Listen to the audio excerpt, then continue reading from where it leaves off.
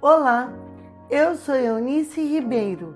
Sejam bem-vindos a mais uma edição do podcast Se Cuide.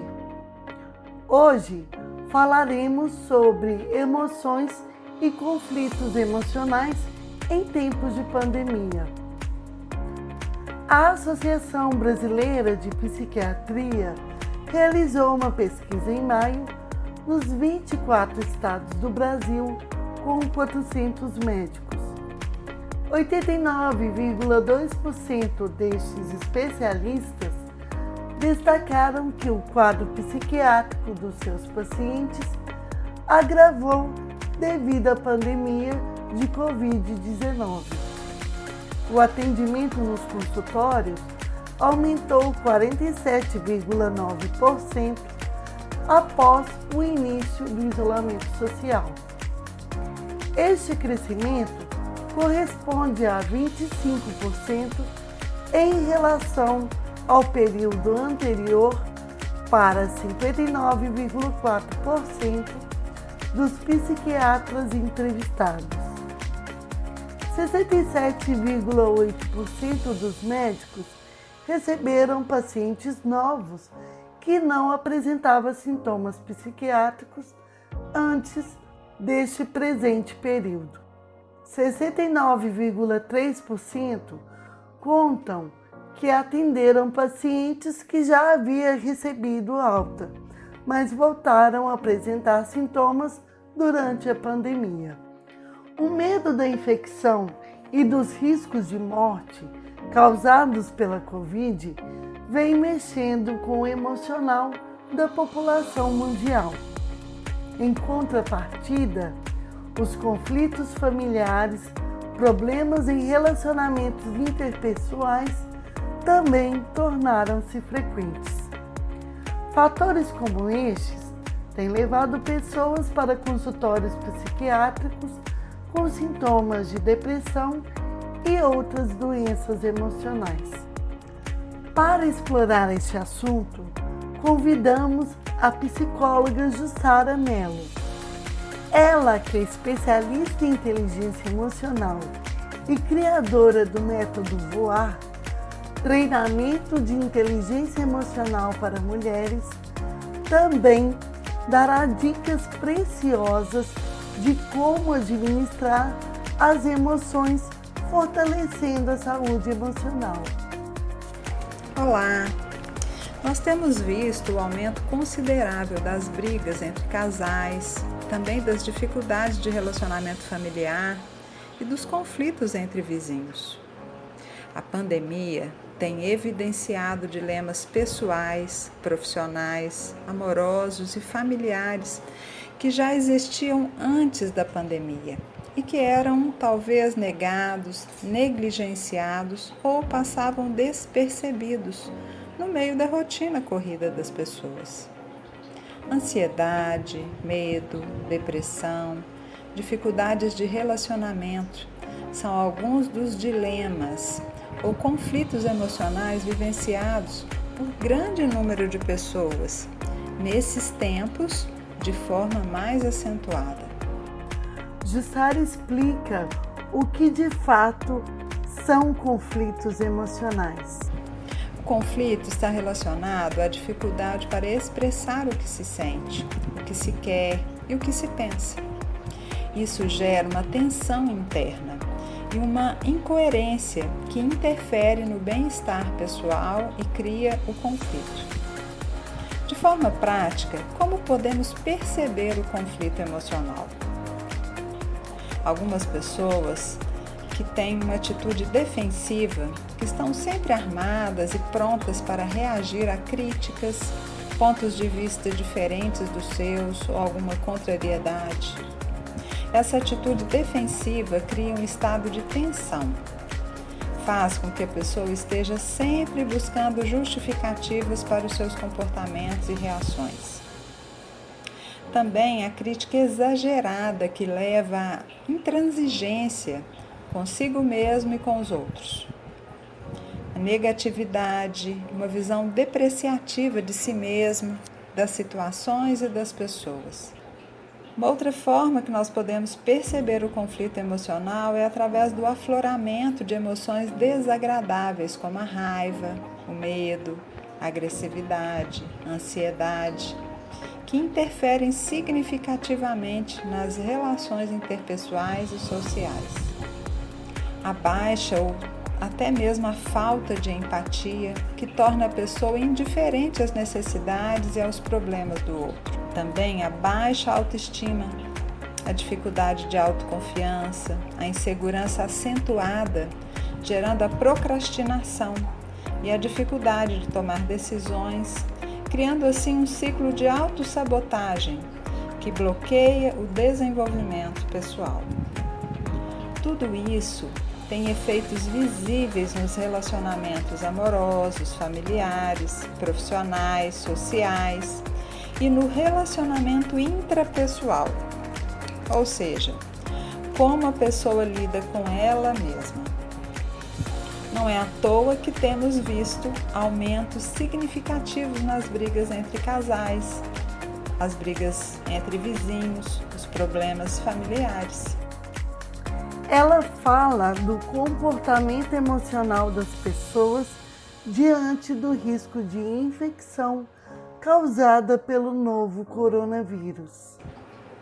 Há pessoas que estão vivenciando um medo exagerado que faz com que se isolem, se retraiam. Isso cria nelas um pânico de tudo e de todos. Já outras pessoas vivem uma negação da realidade e se arriscam em situações de alta exposição à Covid. Os dois casos apontam extremos. O ideal é buscar um equilíbrio. Jussara ensina como administrar as emoções no cenário atual. Para administrar e superar os conflitos emocionais, é importante entender os gatilhos que estão causando esse desconforto. O que está acontecendo internamente e externamente? Esse entendimento é fundamental para reorganizar o mundo interior e visualizar outras perspectivas de ação. O autoconhecimento é fundamental para esse processo de identificação dos conflitos emocionais, pois permite ao indivíduo reconhecer as próprias limitações, comportamentos e atitudes. A autopercepção é a chave para o gerenciamento emocional, porque ela permite um entendimento de como funciona sua reação diante de cada emoção. Outra coisa fundamental é entender que todas as emoções são importantes e fazem parte do nosso ser. Nós somos seres emocionais. Por isso, negar as nossas emoções é a pior escolha. Ao invés disso, desenvolva assertividade emocional. Identifique o que está sentindo, dê nome aos seus sentimentos. Aceite e acolha o sentimento. Perceba o que esse sentimento está querendo te dizer. Se escute. Respeite os seus limites e o limite dos outros também. Fale sobre os seus sentimentos. Se não tiver uma pessoa de confiança com a qual você possa falar, procure a ajuda de um psicólogo. Você também pode fazer um diário emocional. Isso te ajuda a tomar consciência das suas emoções e reações diante de cada situação ou pessoa e a pensar em novas formas de ação. Eu costumo ensinar para os meus clientes a fazer esse diário emocional. É bastante simples. Diariamente, escreva, se você viveu uma situação desagradável, onde você teve uma reação da qual você não gostou, você ficou insatisfeito, escreva qual foi a situação ou a pessoa, o que provocou, qual foi a sua reação e como você gostaria de ter reagido. E também nas situações positivas, quando você reagiu bem, qual foi a situação, qual foi a emoção e qual foi a sua ação. Então, escrever é bastante terapêutico. Escreva sobre aquilo que você sente. Coloque-se como sua prioridade. A sua relação com você mesmo e também os seus relacionamentos com as pessoas que são importantes para você. Isso deve estar no topo da sua lista de prioridade. Cuide disso com cuidado, com atenção. Não espere a situação ficar por um fio para depois se mover. Haja de forma preventiva. Geralmente, nós cuidamos do carro, damos manutenção no carro, limpamos a casa antes que vire uma bagunça total. Vamos ao supermercado fazer compras antes que a despensa esteja completamente vazia. Mas com a saúde emocional, as pessoas costumam deixar a bagunça se instalar para depois fazer algo. Só quando elas estão vivendo as consequências dos problemas é que algumas pedem ajuda. Quero te dizer, o saudável, o certo, é cuidar preventivamente da sua saúde emocional. Crie uma rotina de saúde emocional e ajude o seu cérebro a criar bem-estar emocional para você. A psicóloga apresenta dicas práticas que podem ser agregadas no dia a dia. A primeira dica é: pratique o otimismo. Tenha uma visão positiva das pessoas, das situações, da vida. Procure motivos para agradecer. Sim, seja grato pelo que você tem. Troque a reclamação pela gratidão. Isso ajuda a alimentar sentimentos de esperança. E a esperança é irmã da felicidade. Contemple o belo. Dedique ao menos 20 segundos por dia para admirar algo.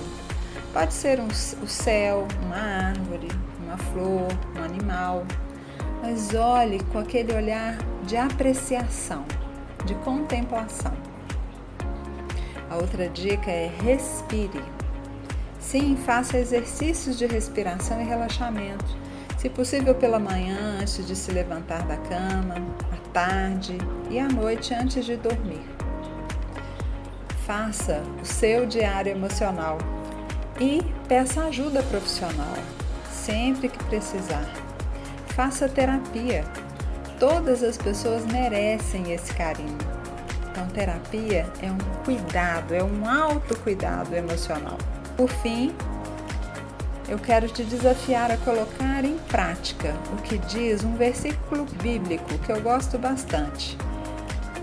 Está no livro de Tiago, no capítulo 1, no versículo 19, e diz assim: Portanto, meus amados irmãos, todo homem seja pronto para ouvir, tardio para falar, tardio para se irar. Então, cultive a temperança. Até logo! Agradecemos a participação da psicóloga Jussara Mello. E você que deseja conhecer o projeto Voar, acesse www.jussaramello.com.br ou siga no Instagram jussaramello.oficial. Em nossa próxima edição, traremos mais dicas profissionais de cuidados com a saúde. Por hoje, ficamos por aqui, deixando o nosso recadinho. Durante a pandemia, respeite o distanciamento social, higienize bem as mãos e, quando for sair, faça o uso da máscara. Proteja os mais vulneráveis e não se esqueça, se cuide!